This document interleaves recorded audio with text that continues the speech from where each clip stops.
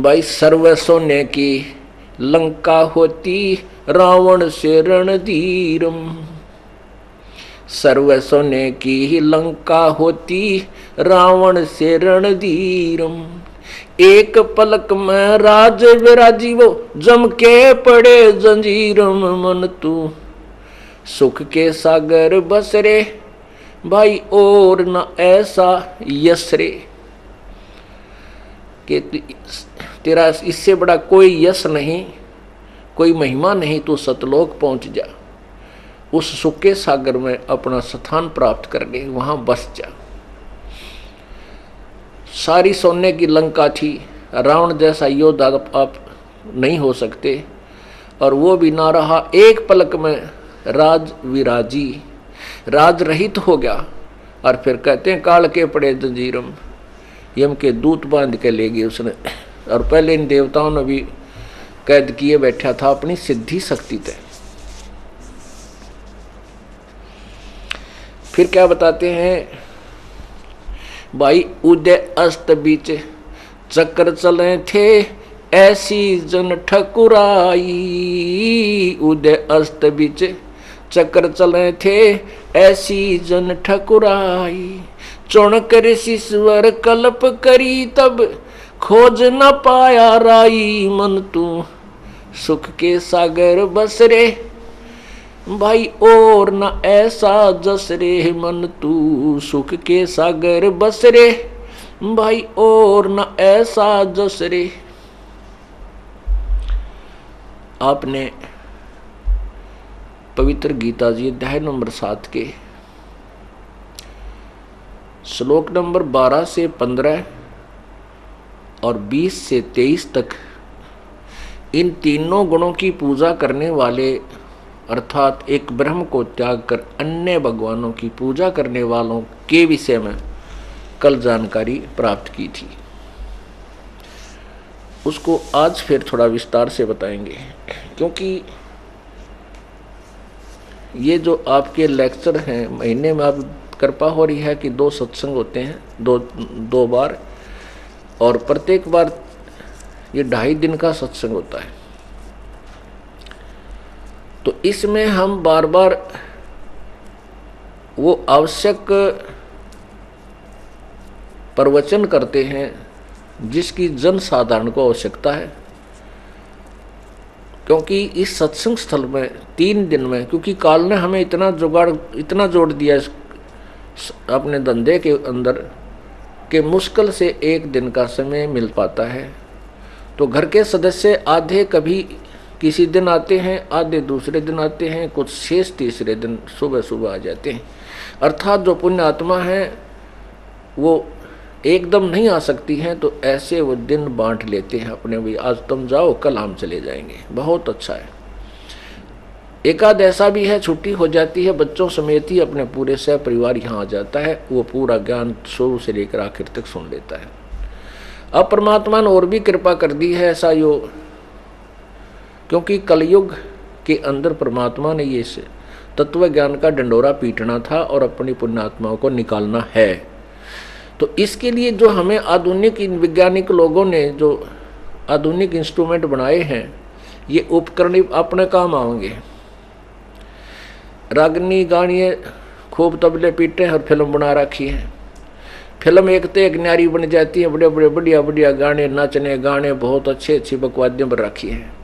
अब उन फिल्मों को देख करके एक फिल्म में 2 बार देख ले आदमी, तीसरा देखने जी नहीं करे, छक ले, फिर नई चाहिए उसने।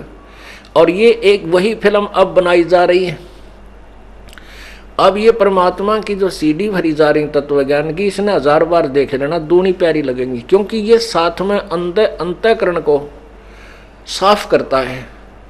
जैसे रोगी को रोग हो जाता है तो बीमार बुखार हो जाता है, उसको रोटी अच्छी नहीं लगती,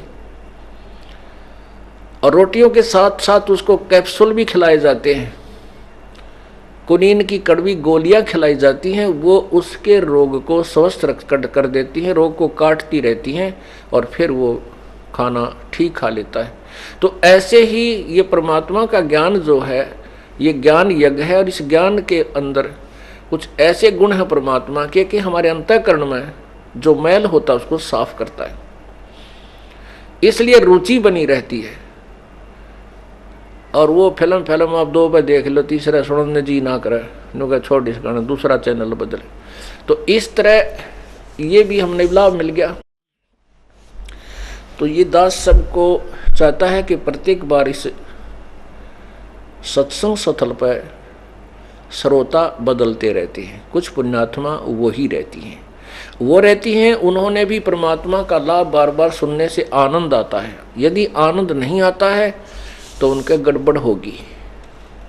जैसे इंसान स्वस्थ है तो उसको सुबह भी भूख लगती है और शाम को भी अच्छी भूख लगती है, और रोटी भोजन रुचिकर लगता है। यदि उसने सुबह खाना खाया है और शाम को अरुचि हो गई है तो समझो उसका कोई बीमारी हो चुकी है, वो स्वस्थ नहीं है। या तो बदहजमी होगी या फिर बुखार ने गेड़ा दे दिया।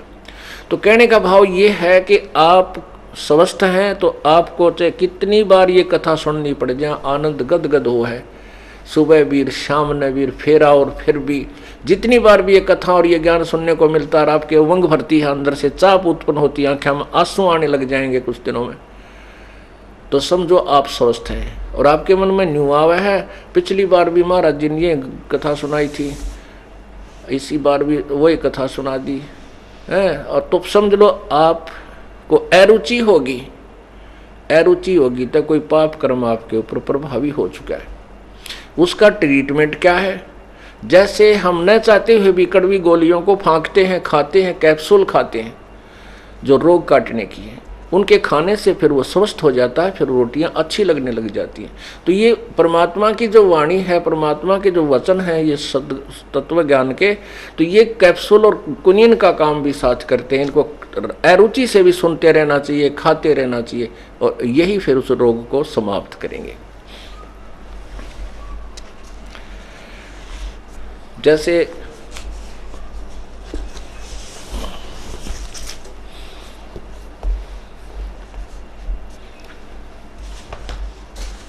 अब यहां प्रसंग वही आ गया है भाई, उदय अस्त बीच चक्कर चले थे ऐसी जन ठकुराई, उदय अस्त बीच चक्कर चले थे ऐसी जन ठकुराई, चौणक ऋषिश्वर। आपने कल के सत्संग में सुना कि तीनों गुण, रजगुण ब्रह्मा, सतगुण विष्णु, तमगुण शिव जी, इनके द्वारा जो भी सतिथि संहार उत्पत्ति हो रहा है, ये गीता ज्ञानदाता ब्रह्म बोल रहा है, क्योंकि गीता जी का ज्ञान ब्रह्म बोल रहा है श्री कृष्ण में प्रवेश करके।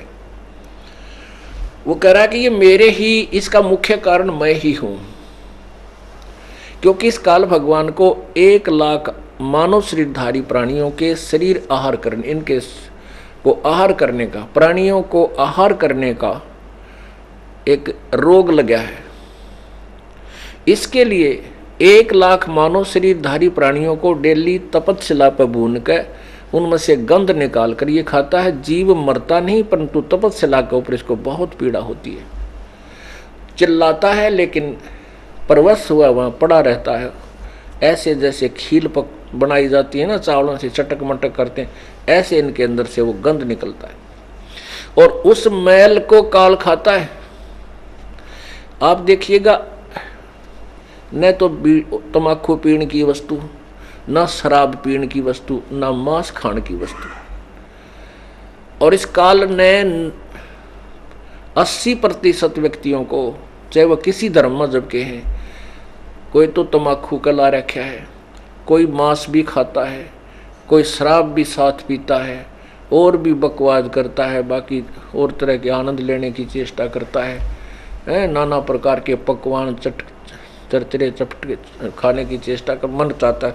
तो ये क्यों कराता है ऐसा? क्योंकि ये शरीर जो हम इस सूक्ष्म सुथल शरीर से खाते हैं, स्थूल शरीर से, इसमें जो कुछ तो हमारे शरीर की आवश्यकता पूरी होती हैं, इसमें सब रक्त वसा सारी चीज़ें बन जाती हैं, और कुछ अंश सूक्ष्म शरीर के अंदर जाके समा जाता है।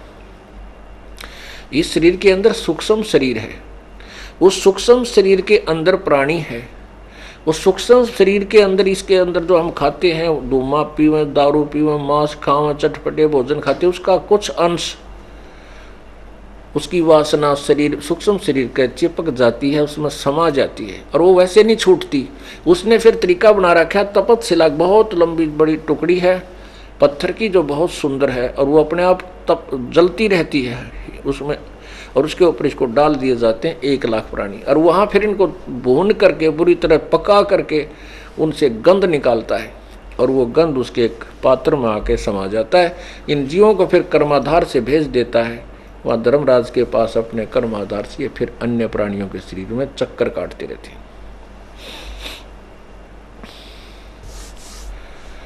गीता जी के अध्याय नंबर 7 के मंत्र 12 में कहा है कि इन तीनों गुणों में मैं नहीं हूं। ये तीनों गुणों के द्वारा जो हो रहा है, रजगुण ब्रह्मा से, सतगुण विष्णु से, तमगुण शिव जी से, इसका मुख्य कारण मैं हूं, निमित्त मैं ही हूं। लेकिन मैं इनमें नहीं, ये मुझ में नहीं, वो इनसे अलग रहता है।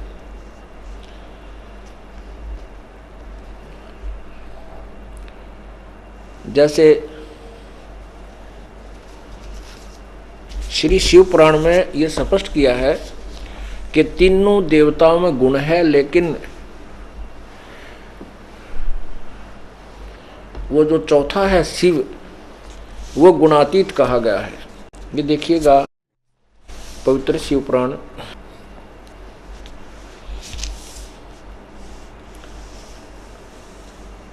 गीता प्रेस गोरखपुर से प्रकाशित है, और इसका अनुवादक कौन है?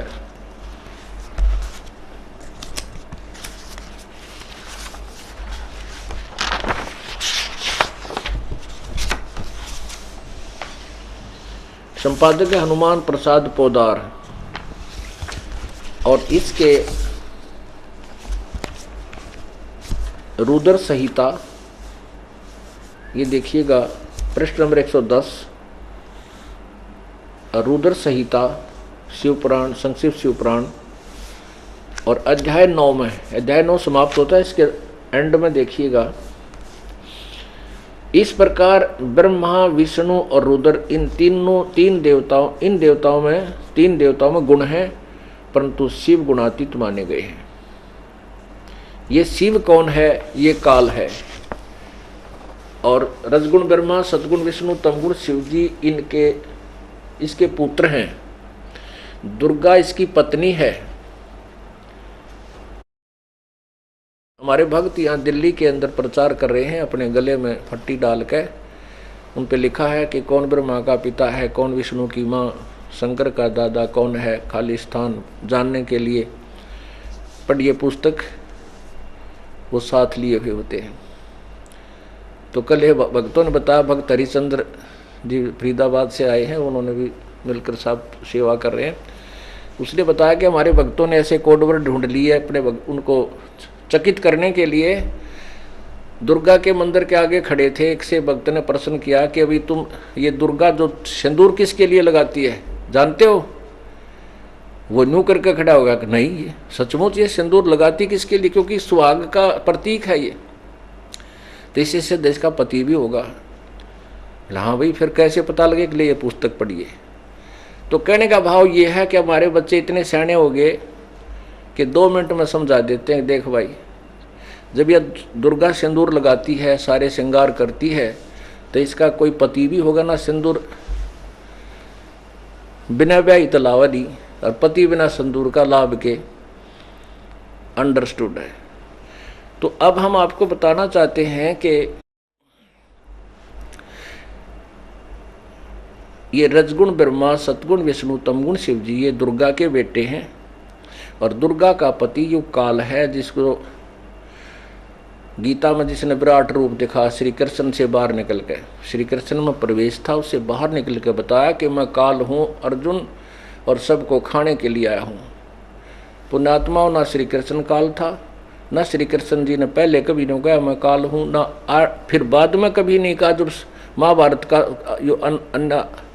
जो जुल्म करवा करके श्री कृष्ण के शरीर से निकल गया, उसके बाद श्री कृष्ण ने कभी नहीं कहा मैं काल हूँ, क्योंकि श्री कृष्ण में ये प्रवेश था और ये दुर्गा का पति है और ये जुल्म यही करवा रहा है, ना किसी देव का दोष, ये उसके वश है क्योंकि ये परम पिता की आड़ नहीं लिए हुए।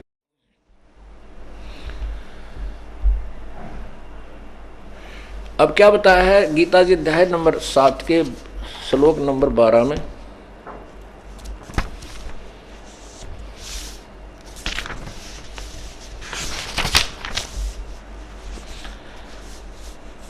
देखो भक्त आत्माओं,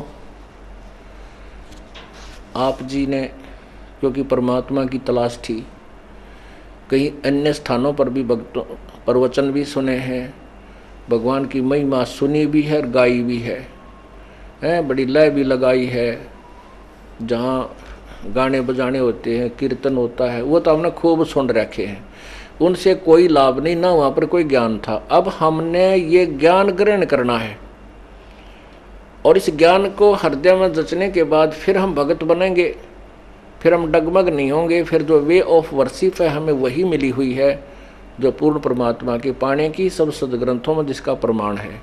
तो हम पहले यही सेट कराएंगे, करने के लिए ज्ञान सुनाया जाता है कि हम जो कर रहे हैं वो सही है या नहीं, और तभी हम आगे चल पाएंगे और चलेंगे, लाभ भी उठाएंगे। अब यदि हम वैसे ही अंधाधुंध पहले भटक ही रहे थे, उसके लिए अभी तक हम हानि उठाते ही आ रहे हैं उसी क्रिया से। अब देखिएगा गीता जी अध्याय नंबर 7 के, ये श्रीमद् भगवत गीता, गीता प्रेस गोरख से प्रकाशित है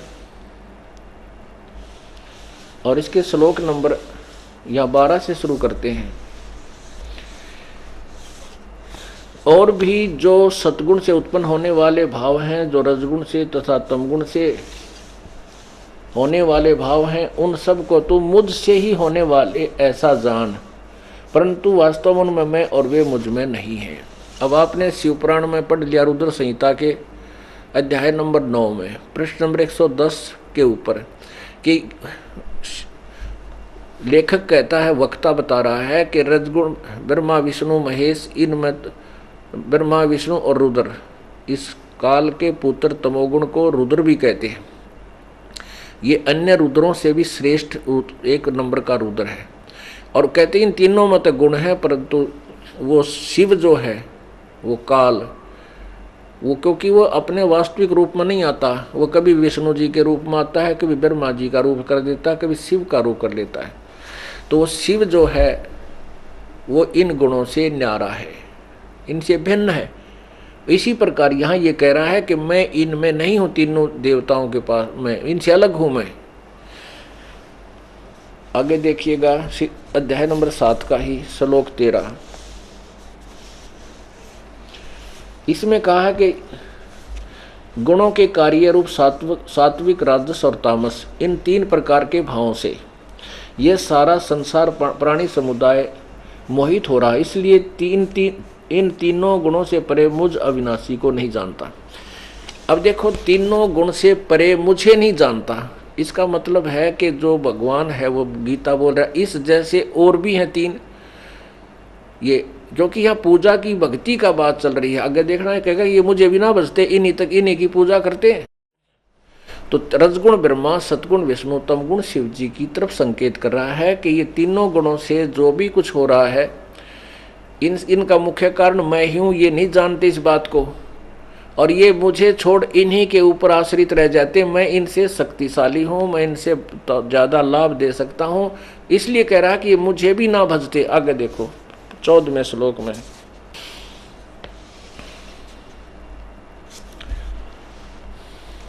हाँ 13वें श्लोक में आपने पढ़ा कि गुणों के कार्य रूप सात्विक राजस और तामस, तीनों प्रकार के भावों से सारा संसार प्राणी समुदाय मोहित हो रहा है, इन तीनों गुणों से परे मुझ अविनाशी को नहीं जानते। आगे देखो, अब 14 में कहा है, क्योंकि यह अलौकिक अर्थात अति अद्भुत त्रिगुणमयी मेरी माया ब्रह्मा विष्णु महेश के द्वारा फैलाया गया ये माया जाल बड़ा दुस्तर है, बड़ी दुस्तर है, खतरनाक है, और जो पुरुष मुझको निरंतर भजते हैं वो इस माया का उल्लंघन कर जाते हैं। क्या कहता है गीता ज्ञानदाता कि जो मेरी भक्ति करते हैं, ब्रह्म साधना करते हैं, वो इन ब्रह्मा विष्णु महेश से ऊपर उठ जाते हैं, फिर इनमें आस्था नहीं रहती इनकी। आगे देखना है। अब 15वें में कलम तोड़ दी गीता ज्ञानदाता ने। अब 7वें का 15, इस 15 में क्या कहा है कि माया के द्वारा, ओहो, इस त्रिगुणमयी माया ब्रह्मा विष्णु महेश के द्वारा फैलाए गए ये जाल के द्वारा जिनका ज्ञान हरा जा चुका है, वो आसुर यानी राक्षस स्वभाव को धारण किए हुए मनुष्यों में नीच और दूषित कर्म करने वाले मूर्ख मूढ़ लोग मुझे नहीं भजते। अब देखो यहाँ भजन की बात है, साधना की बात चल रही है। तो इससे अतिरिक्त जो 3 और ब्रह्मा विष्णु महेश रजगुण ब्रह्मा सतगुण विष्णु तमगुण शिव जी हैं, वो भी पूजा करते हैं लोग उनकी। इसलिए कहता वो मुझे नहीं भजते, उन्हीं की से प्राप्त करने होने वाले ज्ञान लाभ के ऊपर आश्रित होकर के वो आगे उनकी बुद्धि नहीं सरकती, किसी की नहीं सुनते। तो वो मूर्ख राक्षस स्वभाव को धारण किए हुए मनुष्यों में नीच दुष्कर्म करने वाले मूर्ख, इकट्ठे 3 गाल दे रखी हैं गीता ज्ञानदाता ने, जो अन्य साधना करते हैं ब्रह्म से नीचे की, अर्थात अन्य देवताओं की। देवता माने प्रभु, अन्य भगवानों की। अब ब्रह्म भी प्रभु है, ये भी देव है, पर ब्रह्म भी देव है और कबीर भी देव है, वो भी परमात्मा है। कबीर महादेव है, कबीर परमेश्वर है। अब क्योंकि ये भी देव है इसलिए महादेव शब्द लगाना पड़ा, ये भी मालिक हैं इसलिए ईश्वर और परमेश्वर शब्द उस सुप्रीम पावर के लिए प्रयोग किया जाता है। ये परमेश्वर नहीं है। तो अब क्या ये दास जो समझाना चाहता है आप जी को कि अब ब्रह्म के कह रहा है कि तीनों गुणों के द्वारा जो इन्हीं की साधना करते हैं वो राक्षस स्वभाव को धारण किए हुए मनुष्यों में नीच दुष्कर्म करने वाले मूर्ख मुझे ना भजते। अब फिर कहता है मेरे भजने वाले भी 4 प्रकार के हैं, जो ब्रह्म साधना करते हैं वो 4 प्रकार के, जो अन्य देवताओं की पूजा ना करके केवल वेदोनुसार ब्रह्म तक की साधना पर आश्रित हैं, उनके विषय में बताया है कि वो 4 प्रकार के हैं। एक आरत अर्थार्थी और जिज्ञासु और ज्ञानी। गीता जी अध्याय नंबर 7 के मंत्र 16 से और 16-17 में। अब जैसे आरत कौन होते हैं, जो संकट निवारण के लिए केवल वेदों के ही मंत्रों का अनुष्ठान करते हैं, वो कोई और किसी प्रकार का कोई जंतर मंत्र कोई अन्य बुक से नहीं लेते अनुष्ठान में। वो अपने संकट निवारण के लिए भी वेदों के मंत्रों का ही बार बार आवर्ती या कोई अनुष्ठान करते हैं। और अर्थार्थी जो धन लाभ लेने के लिए वो वेदों के ही मंत्रों से करते हैं। और जिज्ञासु वो होते हैं जो भगवान प्राप्ति के लिए तरफ रही होते हैं, जगह जगह संतों से मिलते हैं, उनसे ज्ञान ग्रहण करते हैं और स्वयं वक्ता बन जाते हैं और फिर नकली गुरु बनकर वो दुनिया को भ्रमित करने लग जाते हैं। वो भी रिजेक्ट किए हैं कि तीनों नहीं। चौथे जो ज्ञानी हैं, ज्ञानी वो आत्मा है, पुण्यात्मा है, वो उन्होंने वेदों को पढ़ा, उनको ज्ञान हुआ कि मनुष्य जीवन बार बार नहीं मिलता और मनुष्य जीवन प्राप्त करके यदि हम सत साधना नहीं करेंगे, शास्त्र अनुकूल साधना नहीं करते हैं तो कोई लाभ नहीं। अन्य देवताओं की पूजा नहीं करनी चाहिए। ज्ञानी को इतना ज्ञान हो जाता है, लेकिन वो वेदों में लिखा कि एक पूर्ण परमात्मा की साधना अनन्य मन से करने से पूर्ण मोक्ष प्राप्त होता है, जन्म मृत्यु सदा के लिए समाप्त हो जाती है।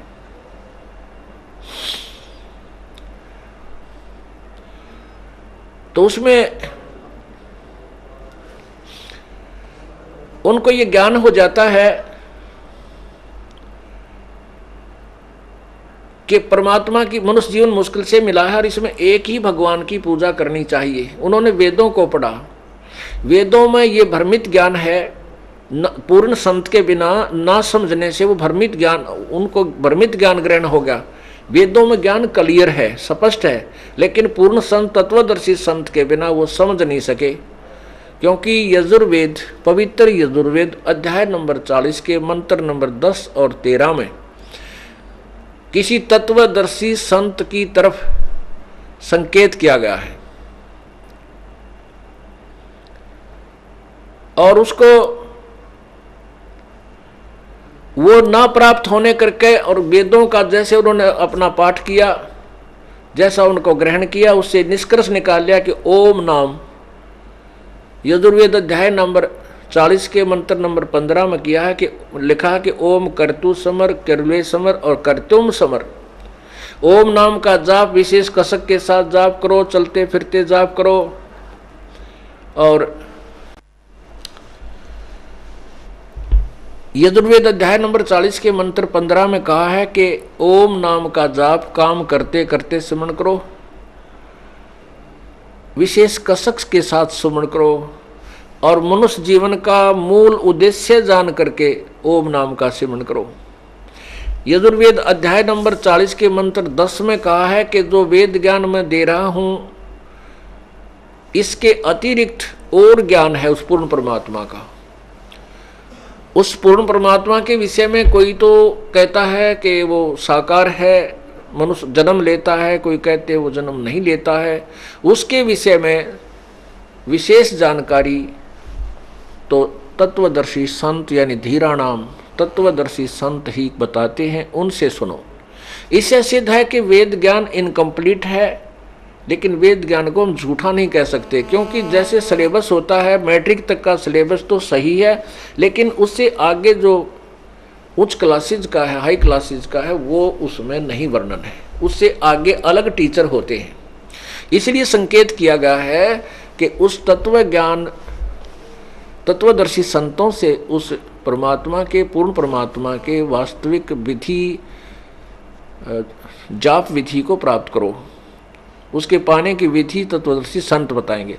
तो उन ऋषियों ने, जो ज्ञानी आत्मा थी, परमात्मा की तड़फ में उन्होंने वेदों को भी पढ़ा, अब पर निष्कर्ष निकाल लिया कि ओम नाम का जाप बता रखा। जैसे देवी पुराण में आपने पढ़ा, दुर्गा भी यही कह रही है कि उसका ओम नाम जाप करो, वो ब्रह्मलोक में रहता है, बस ये फाइनल है। तो इस प्रकार उन ज्ञानी आत्माओं ने, वो नेक आत्मा है क्योंकि उनको परमात्मा के अतिरिक्त किसी वस्तु की चाह नहीं थी। वो ज्ञानी आत्मा है तो उदार, लेकिन उनको तत्वदर्शी संत ना मिलने से वो भी, गीता ज्ञानदाता कहता है कि मेरे वाणी अनुतम गति में ही आश्रित रहे। अब यहाँ गीता जी अध्याय नंबर 7 के मंत्र नंबर 18 में लिखा है कि अनुतम शब्द है, और अनुवादकों ने, गीता के अनुवादकों ने उसको लिखा है, वो अति उत्तम लिख दिया अनुतम का। उत्तम माने उत्तम श्रेष्ठ होता है, और अनुतम का उन्होंने अति उत्तम कति श्रेष्ठ लिख दिया। नहीं, ये गलत लिखा है। अनुतम का अर्थ श्रेष्ठ नहीं होता। कोई कहते हैं कि प्रसंगवश ऐसा कहा जा सकता है कि जैसे अनमोल शब्द होता है, अनमोल, कि उसको अनमोल है, उसका कोई मोल नहीं। देखो यहां पर वो बात भी लागू नहीं होती। अनुत्तम का अर्थ ये कहा ना, अति उत्तम, जिससे उत्तम कोई ना हो, इसलिए यहां अनुत्तम शब्द लिखा है। यदि हम ये मानकर चले तो भी सेट नहीं होती बात, क्योंकि गीता ज्ञानदाता कह रहा है कि मेरे से और कोई सर्वशक्तिमान परमात्मा है, उसकी खबर किसी, उसके विषय में जानकारी किसी तत्वदर्शी संत से प्राप्त करो। गीता जी अध्याय नंबर 4 के श्लोक नंबर 34 में कहा है कि उस तत्व ज्ञान को समझने के लिए, जो गीता जी अध्याय नंबर 4 के श्लोक नंबर 32 में बताया है कि उस परमात्मा के, पूर्ण परमात्मा के मुख्य ज्ञान में, उन्हीं के मुख से उच्चारित वो तत्व ज्ञान में सब प्रकार के जो साधना अन्य प्राणी भी करते हैं, कोई ऊपर न पैर करके, कोई मन इंद्रियों को रोक के, कोई हठ योग करके, कोई देवताओं की पूजा करके अपने आप को कर्म मोक्ष, कर्म दंड मोक्ष मानकर करते हैं, वो ज्ञान भी उस तत्व ज्ञान में लिखा हुआ है जो परमात्मा ने अपने मुखारविंद से अपनी वाणी में कहा है। उस तत्व ज्ञान को किसी तत्वदर्शी संत से जाकर समझो, उनको दंडवत प्रणाम करो, और कपट छोड़कर प्रश्न करने से वो तत्वदर्शी संत उस परम पिता परमात्मा के विषय में तुम्हें बताएंगे। और उस तत्वदर्शी संत की पहचान 15वें अध्याय के प्रथम मंत्र में बताई है कि जो उल्टे लटके हुए संसार रूपी वृक्ष के सर्वांग सहित सभी भागों सभी पार्ट्स के सहित बता देगा। स वेदवित वह तत्वदर्शी संत है, वह वेद के तात्पर्य को जानने वाला है। परमात्मा कबीर परमेश्वर आए थे, उन्होंने आज से 600 वर्ष पहले अपनी अमृतवाणी में इस तत्व ज्ञान में अपने मुखारविंद से उच्चारित उस तत्व ज्ञान में कहा था, अक्षर पुरुष एक पेड़ है, निरंजन वाकी डार और तीनों देवा शाखा है, ये पात रूप संसार। ये है अक्षर पुरुष एक पेड़ है। परमात्मा ने पहले ही बताया था 15वें अध्याय का 1 से 4 तक का जो सारांश है, ये देखिएगा।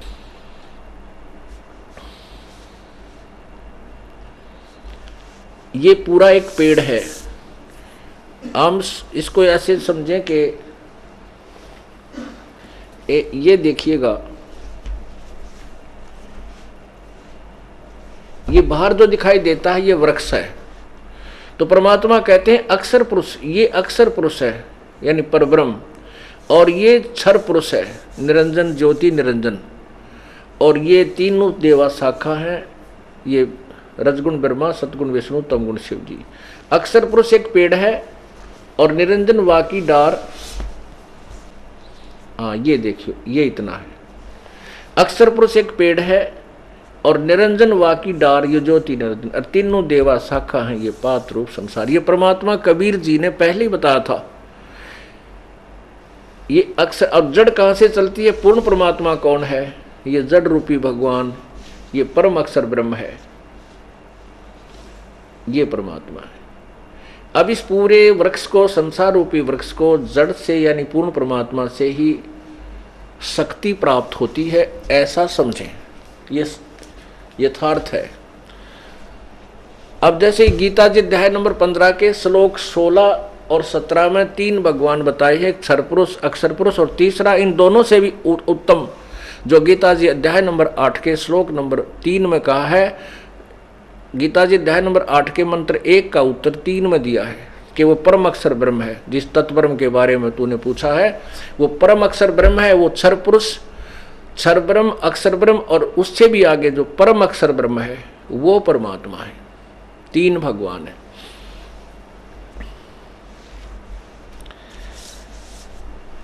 अब यहां प्रसंग चल रहा है कि गीता ज्ञान दाता कहता है मेरी भक्ति भी अनुत्तम है, क्योंकि गीता जी अध्याय नंबर 4 के श्लोक 5 में कहा कि अर्जुन तेरे और मेरे बहुत जन्म हो चुके, तू नहीं जानता मैं जानता हूं। और गीता जी अध्याय नंबर 8 के श्लोक 16 में लिखा है कि ब्रह्मलोक तक ये सब लोग पुनर्वर्ती में है, सभी जन्म मृत्यु में आते हैं,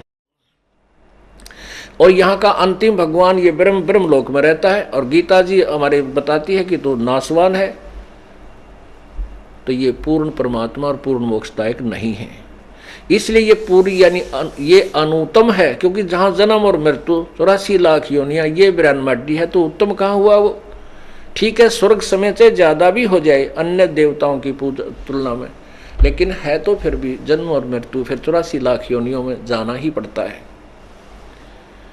इसलिए कहा कि गीता जी अध्याय नंबर 18 के श्लोक नंबर 62 में कहा कि अर्जुन तू सर्वभाव से उस परमेश्वर की शरण में जा।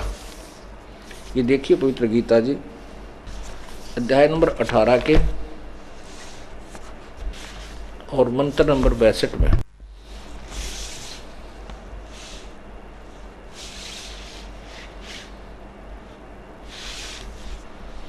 हे भारत, सब प्रकार से उस परमेश्वर की शरण में जा, उस परमात्मा की कृपा से ही तू परम शांति और सनातन परम धाम को प्राप्त होगा। गीता जी अध्याय नंबर 15 के और श्लोक नंबर 4 में कहा है, अध्याय नंबर 15 के श्लोक नंबर 4 में,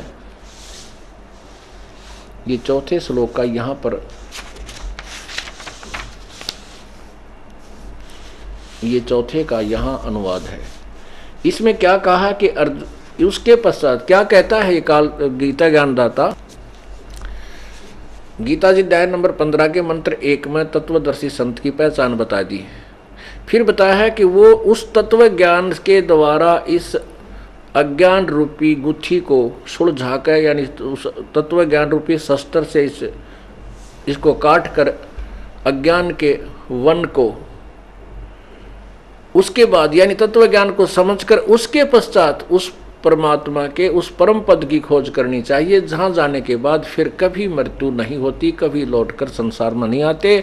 और जिस परमेश्वर ने सारे ब्रह्मांडों का विस्तार किया है, जिसने सब ब्रह्मांडों की रचना की है, और गीता ज्ञानदाता कहता मैं भी उसी की शरण हूं। तो गीता ज्ञानदाता का जो 7वें अध्याय के 18वां श्लोक में ये कहना कि अनुत्तम का अर्थ अति उत्तम करना, कि सबसे उत्तम मेरी साधना है, तो ये बिल्कुल गलत है। यदि ये सर्वश्रेष्ठ है तो ये और भगवान के विषय में किस लिए कहा गीता में? गीता ज्ञानदाता अनुवाद करता इस चीज से परिचित नहीं थे, इसलिए उन्होंने सोचा कि भगवान अपने से उत्तम किसको कह सकता है, अपने आप को अनुत्तम कैसे कह सकता है? इसी का नाम देवता होते हैं, झूठ नहीं बोलते। ये जो अपने सतर्क, जैसे कोई डीसी ने पूछा कि क्या तू प्रधानमंत्री है, वो ने कहा नहीं मैं डिप्टी कमिश्नर हूँ, प्रधानमंत्री वो और सुप्रीम पावर है, ये गलत नहीं कह सकते। तो इसी प्रकार अब देखिएगा ये अध्याय नंबर 15 का ये 4था श्लोक है। उसके पश्चात उस परम पद रूप परमेश्वर को भली भांति खोजना चाहिए, जिसमें गए हुए पुरुष यानी साधक फिर लौटकर संसार में नहीं आते, और जिस परमेश्वर से इस पुरातन संसार वृक्ष की प्रवृत्ति विस्तार को प्राप्त हुई है, और उसी आदि पुरुष नारायण के मैं शरण हूं। इस प्रकार दृढ़ निश्चय करके उस परमेश्वर का मन और निधि से निधिध्यासन करना चाहिए। अब स्पष्ट हुआ कि गीता ज्ञान दाता गीता ज्ञान दाता से और कोई शक्तिशाली प्रभु है और श्रेष्ठ प्रभु है। गीता जी अध्याय नंबर 15 के श्लोक नंबर 16 में 2 भगवान बताए हैं, क्षर पुरुष यानी ये ब्रह्म, और अक्षर पुरुष ये परब्रह्म। और कहते हैं इन दोनों के ये दोनों नाशवान हैं, और इनके श्लोक में जितने प्राणी हैं स्थूल शरीरधारी ये भी नाशवान है। जीव आत्मा तो मरती नहीं, तो कुत्ते की बिना मरती, गधे की बिना मरती, वो अलग बात है। गीता जी अध्याय नंबर 15 के श्लोक फिर 17 में कहा कि उत्तम पुरुष है तू अन्य है। पुरुष माने प्रभु, उत्तम माने श्रेष्ठ है। वो श्रेष्ठ भगवान तो ऊपर वर्णित दोनों भगवानों से कोई और है, और वही परमात्मा कहलाता है। वही तीनों लोकों में प्रवेश करके सबका धारण पोषण करता है, वो अविनाशी प्रभु है। अब मूल जो जड़ है उससे ही खुराक चलती है, सबको आहार मिलता है। ब्रह्म परब्रह्म, परब्रह्म से ब्रह्म, ब्रह्म से ब्रह्मा विष्णु महेश में, और फिर इससे आगे हमें मिलता है। तो हमने मूल की पूजा करनी चाहिए, ना कि टहनियों की। अब हम कैसी पूजा करते हैं? हमने ब्रह्मा विष्णु महेश की साधना पर गाटा जोड़ रखे, और जबकि ये शास्त्र विरुद्ध है। अब देखो ये शास्त्र विरुद्ध यानी शास्त्र विधि रहित है। अब हम कोई आम का पौधा लाएंगे, उसको कैसे बीजना चाहिए देखिएगा। वो उसके बीजने की प्रॉपर प्रोसीजर उसका ये है, ये देखिए। गमला या मिट्टी का गड्ढा बना करके हम ऐसे बीजेंगे, तो ये प्रॉपर वे है इसके बीजने का। और यदि हम इसको ऐसे बीज देते पौधे को नर्सरी से लाके, ये गलत तरीका है, ये शास्त्र विरुद्ध है, इससे कोई लाभ नहीं होगा।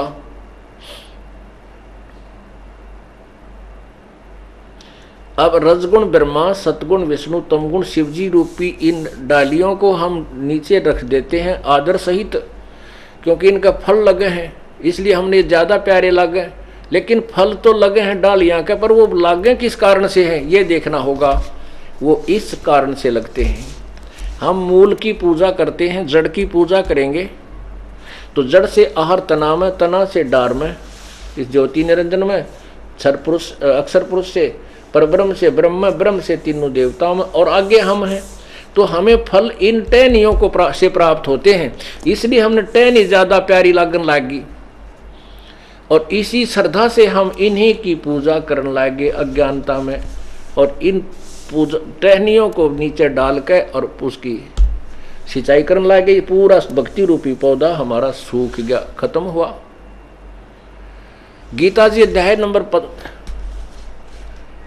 16 के 23 मंत्र में कहा कि शास्त्र विधि को त्याग कर जो मनमानी पूजा करते हैं उनको न तो कोई सुख होता है, ना उनकी कोई गति होती है, न ही उनका कोई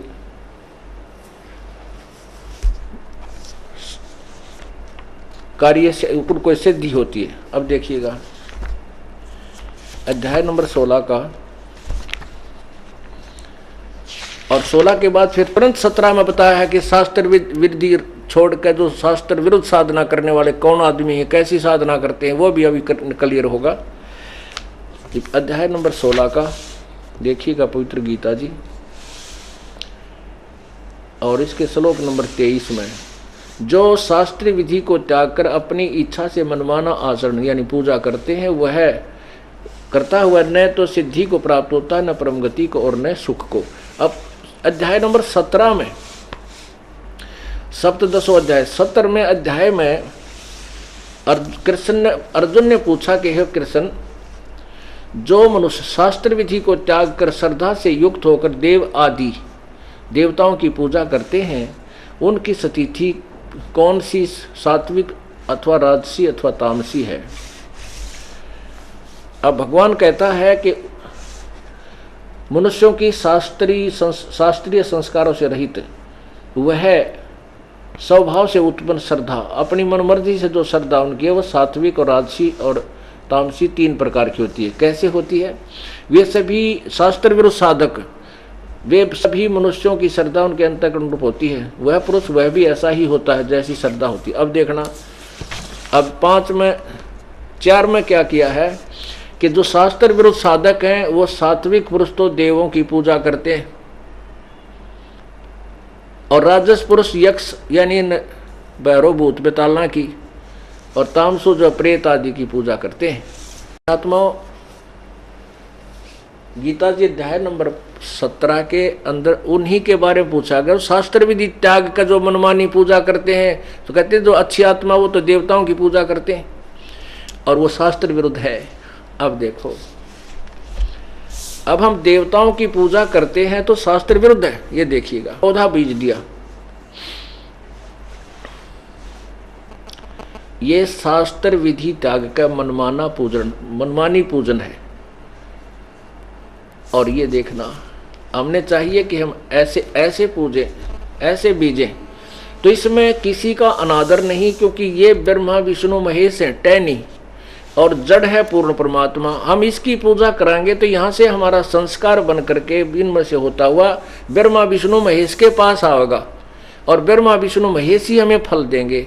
ये बिना किए का फल नहीं दे सकते, इनका नियम है। हम कर्म कैसे करेंगे? श्लोक नंबर 7 के, अध्याय नंबर 7 के श्लोक नंबर 16, ए भारतवंशियों में श्रेष्ठ अर्जुन, उत्तम कर्म करने वाले अर्थार्थी यानी ब्रह्मा विष्णु महेश से ऊपर जो पूजा शुरू करते हैं उनके बारे में बताते हैं।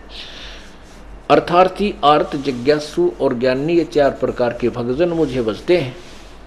उनमें नित्य मुझ में एक ही भाव से स्थित अनन्य प्रेम भक्ति वाला ज्ञानी भक्त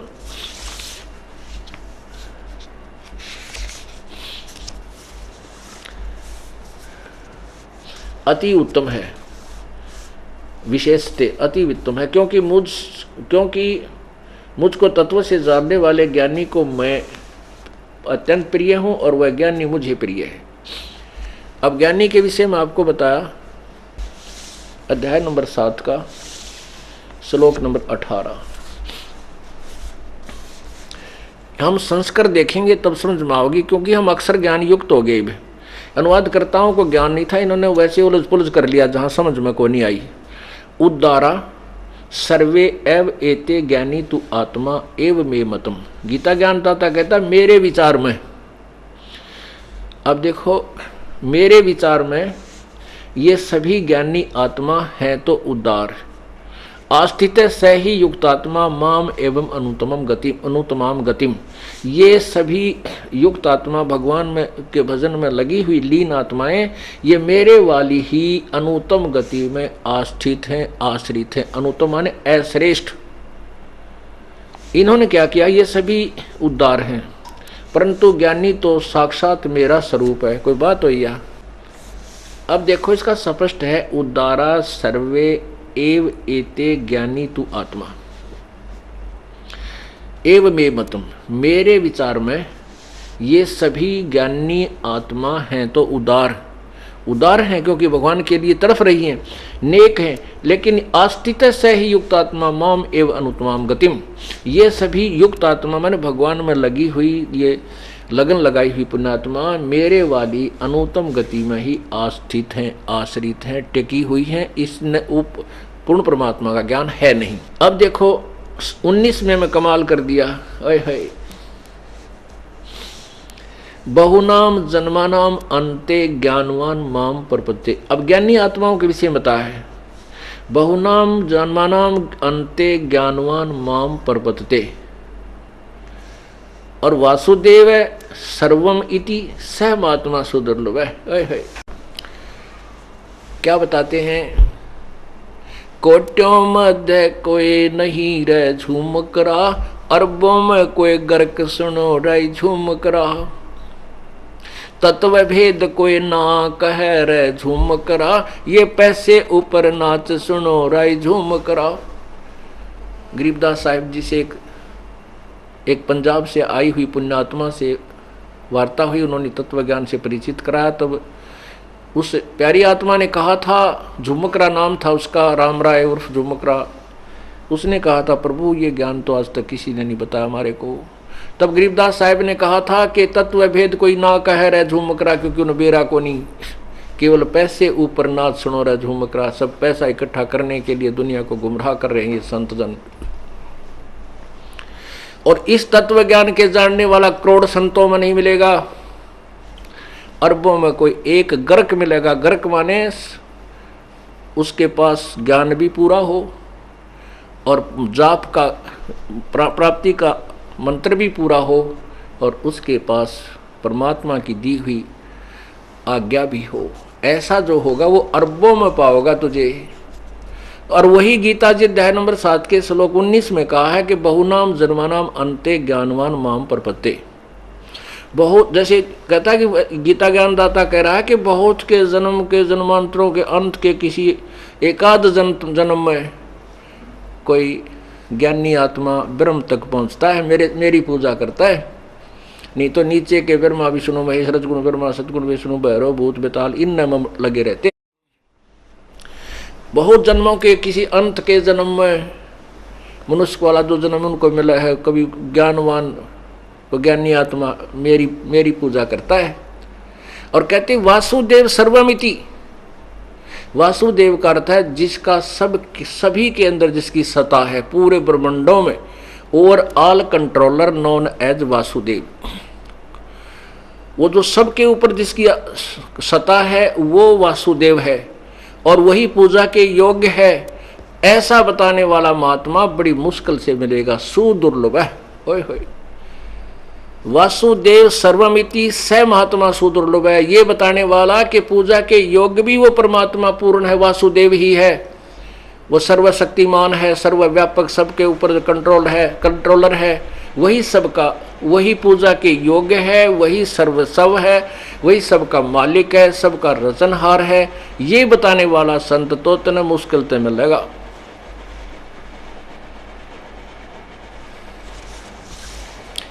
अब प्रसंग ये आएगा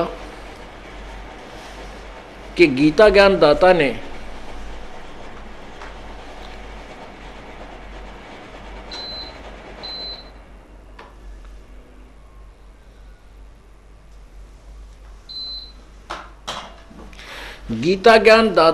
अपनी साधना को अनुत्तम क्यों कहा?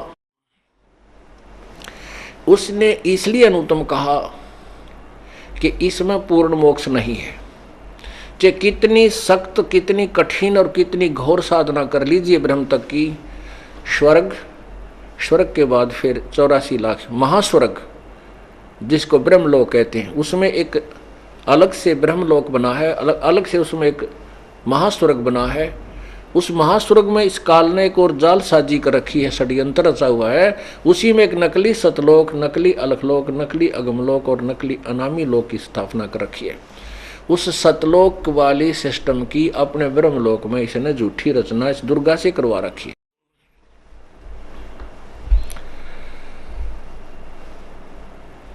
तो वहां चला जाता है। उसके बाद फिर कहां जाता है? 84 लाख योनियों में। ओए होए, क्या बताया है कि एक ब्रह्मा की आयु, एक रजगुण ब्रह्मा की आयु कितनी होती है? 1008 चतुर्युग की। इसको सीधा 1000 युग मानते हैं। एक चतुर्युग में 43,20,000 वर्ष होते हैं, सतयुग, त्रेता, द्वापर और कलयुग। और 1000 की ही रात होगी, 30 दिन रात का महीना और 12 महीने का एक वर्ष और 100 वर्ष की ब्रह्मा की आयु। ब्रह्मा जी की मृत्यु हुई। फिर 7 ब्रह्मा की मृत्यु के उपरांत एक विष्णु की मृत्यु, 7 विष्णु की मृत्यु के बाद एक इस रजगुण शिव की मृत्यु, तमोगुण शिव की मृत्यु। ऐसे 70,000 जब शिव मर लेंगे, एक ब्रह्म की मृत्यु, काल की मृत्यु, एक ब्रह्मांड का विनाश। उसके बाद परमात्मा के आशीर्वाद से दुर्गा और काल के वही शरीर रहते हैं। ये दोबारा इनका जन्म होता है, दोनों ही फिर नए ब्रह्मांड में चले जाते हैं। 21 ब्रह्मांड है इनके पास। वहाँ फिर ये दोनों अपने नए सिरे से संतान उत्पत्ति करते हैं। नई पुण्य आत्माओं को ब्रह्मा विष्णु महेश के रूप में ये रंग में रंग देते हैं, एक एक गुण युक्त कर देते हैं। और जो यहाँ पहले ब्रह्मा विष्णु महेश थे, वो अपने पुण्य कमाई को समाप्त करके 84 लाख योनियों की में चले जाते हैं। अब इस एक अब जो 70,000 बार त्रिलोकीय शिव मर लिया, तब एक बार ये शिव काल मरा। ऐसा एक युग हो गया परब्रह्म का, एक युग परब्रह्म का। ये चतुर्युग से कुछ ऊपर नहीं, कोई प्रमाण नहीं है, लेकिन उसकी तुलना केवल एक युग से होती है। एक युग परब्रह्म का हुआ। और ऐसे ही 1000 युग का परब्रह्म का दिन, इतनी ही रात्रि, फिर 30 दिन रात का महीना और 12 महीने का वर्ष, 100 वर्ष की आयु है परब्रह्म की। और फिर उसकी भी मृत्यु, फिर सभी ब्रह्मांडों का विनाश, नए सिरे से फिर कंस्ट्रक्शन शुरू। लेकिन सतलोक और ऊपर के लोक जो अविनाशी हैं, प्रभु जहाँ रहते हैं, सतलोक, कबीर साहब, वो लोक कभी नष्ट नहीं होते। एती उम्र बुलंद मरेगा अंतरे, सतगुरु लगे न कान न भेंटे वो संतरे। ओए होए, इतनी लंबी आयु पर ब्रह्म जितनी भी हो जाएगी तो भी अंत में मृत्यु है। इसलिए, किस लिए? क्योंकि तुम्हें वो तत्वदर्शी संत नहीं मिले, वो सतगुरु नहीं मिले। सतगुरु लगे न कान न भेंटे वो संतरे, वो संत, तत्वदर्शी संत आपको नहीं मिला। इसलिए अन्य साधना जो तुम कर रहे हो, उससे इतनी लंबी उम्र भी हो जाएगी तो भी मृत्यु होगी। तुम 84 लाख योनियों में कष्ट उठाते रहोगे। इसलिए गीता ज्ञान दाता ने अपने वाली साधना को भी अनुत्तम कहा है। एक चुनक नाम का ऋषि था, बहुत कठिन साधना की, क्योंकि ये खिचड़ी ज्ञान से करते हैं। जैसे ब्रह्मा जी सबसे पहले कमल के फूल पर बैठा था।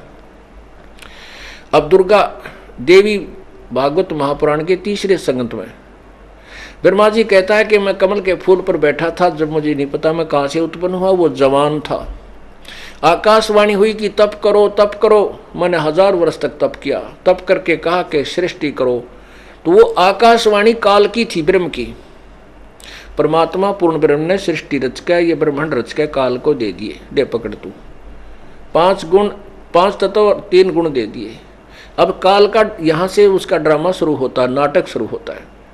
अब देखिए कि इसने, अब उसके बाद ब्रह्मा को कहा गया कि तू सागर मंथन करो। जब ये तीनों उत्पन्न हो लिए थे, सागर मंथन के बाद ब्रह्मा ने वेद प्राप्त हुए, वेदों को पढ़ा।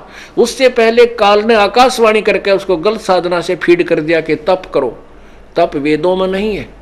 वेदों से बाहर जो काल का अपना जो वो गलत ज्ञान है, वो और ब्रह्मा ने डरते ने स्वीकार कर लिया, और इसलिए स्वीकार कर लिया कि भगवान की वाणी है, क्योंकि ये काल इन सबको भ्रमित रखता है,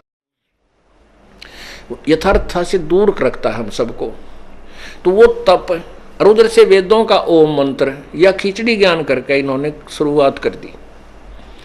तो इसी प्रकार से भी ऋषि और ब्रह्मा विष्णु महेश आदि साधना करते रहे, तप करते रहे, जो कि शास्त्र विरुद्ध है। तो वो साधना चुनक ऋषि ने ऐसे ही वो खिचड़ी ज्ञान से साधना की, उससे सिद्धियां आ जाती हैं, एटम बम बन जाते हैं, और उसका रिमोट काल के पास होता है।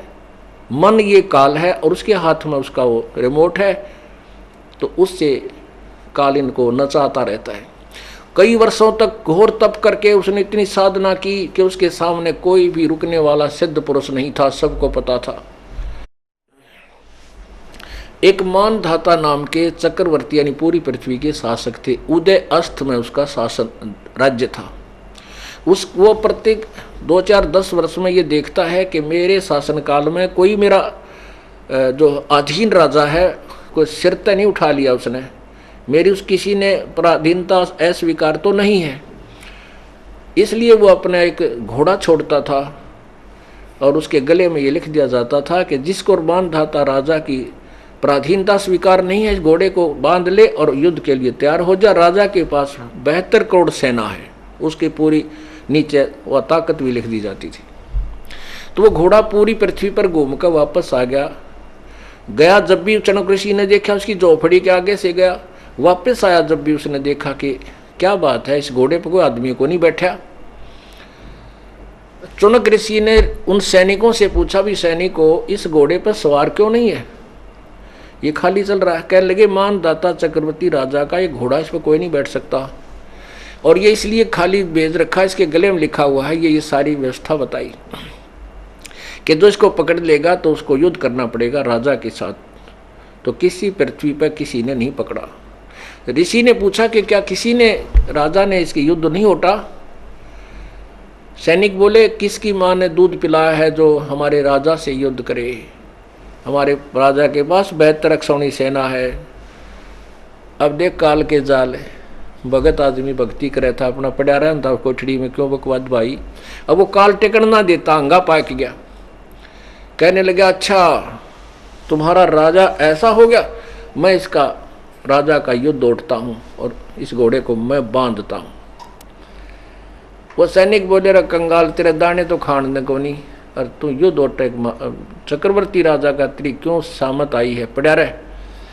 तो और बोला, भाई मेरे भाग में यह लिख रखी है, मन ने युद्ध उठ लिया। कह दे तेरे राजा को जाके कह दो। अब सैनिकों ने वो घोड़ा बांध दिया, वहीं पर ले, तेरी अभी आए आज्ञा लेके तन समारांगे। अब वो राजा मानधाता चक्रवर्ती के पास गए। राजा ने सोचा, अभी आज एक आदमी ने आंख उठाई है तेरी तरफ, कल न दूसरे की हिम्मत पड़ेगी। तो अपने जो 72 करोड़ सेना के 4 टुकड़े बना लिए, 18-18 करोड़ के, एक 18 करोड़ की टुकड़ी भेज दी।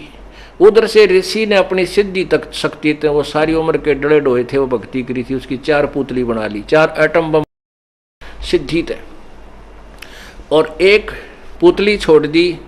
उसके इतने रूप हो गए, 18 करोड़ सेना को कत्लेआम कर डाला। ऐसे 4 बार में राजा ने अपनी सेना भेजी, चारों बार में उस ऋषि ने उस 72 करोड़ सेना को काट डाला। अब पुण्यात्माओं, आपके पास लठ है, लठ से मानस मार दे तो भी दोषी, गोली से मार दे तो भी अपराधी, और उनके पास ये वचन शक्ति के हथियार थे, उन्होंने अपनी सिद्धि से वो मार डाले, तो वो चणक ऋषि महादोषी। अब ठीक है, उसके जो ओम मंत्र के जाप से या जो हम बैठ कर जो तप किया, उससे उसको स्वर्ग प्राप्ति होगी। अभी पूर्ण परमात्मा की साधना के अतिरिक्त जिन भी ब्रह्म परब्रह्म या नीचे के देवताओं की साधना की जाती है, उसमें दोनों लाभ, दोनों ही फल मिलते हैं, पुण्य भी और पाप भी, दोनों लिखे जाते हैं। अब उस चुनक ऋषि के बैड अकाउंट में, पापों में 72 करोड़ सेना की हत्या लिख दी गई।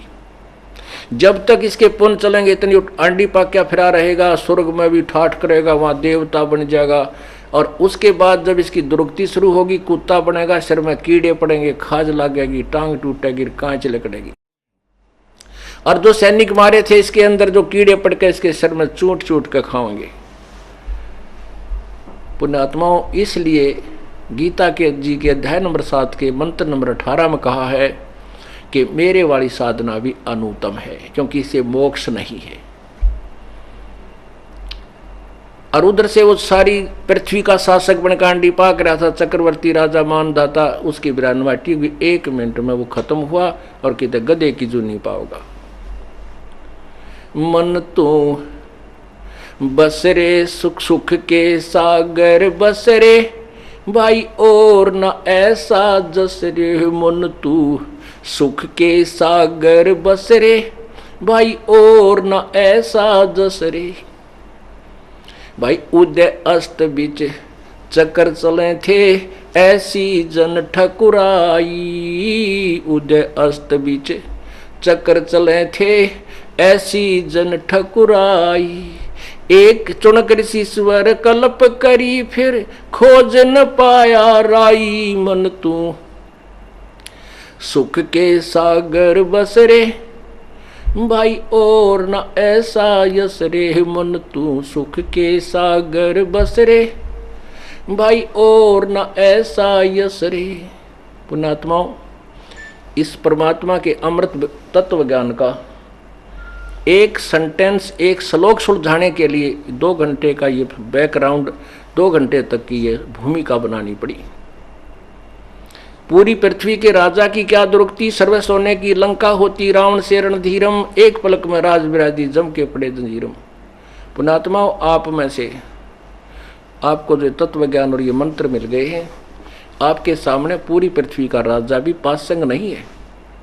वो तो अपने पिछले पुण्य को बर्बाद करा है। आपके पिछले नहीं थे ऐसे, लेकिन आप भविष्य के बहुत जबरदस्त तैयार कर रहे हो और सतलोक चले जाओगे, सदा के लिए सुखी हो जाओगे। बोलो सतगुरुदेव।